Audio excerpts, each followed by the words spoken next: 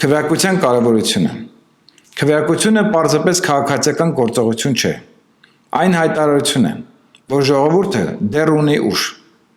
Պատմությունը ցույց է տվել, որ համայնքները դառնում են ավելի ուժեղ եւ բնակիչները ակտիվորեն մասնակցում են քաղաքացիական կյանքին։ Քաղաքները բարելավում են, երբ ղեկավարությունը վերահսկվում, հարցաքննվում եւ ուղղորդվում է այն մարդկանց կողմից, որոնց ծառայում է։ Կառավարությունը չի կարող պատշաճ կերպով ներկայացնել ժողովրդին, եթե ժողովուրդը լռում է։ Երբ ընտրողների մասնակցությունը ցածր է լինում։ Մարդկանց փոքր խումբը սկսում է վերահսկել որոշումներ, որոնք ազդում են բոլորի վրա։ Սա թուլացնում է հաշվետվողականությունը եւ մեծացնում է հեռավորությունը իշխանությունների եւ բնակիչների միջեւ։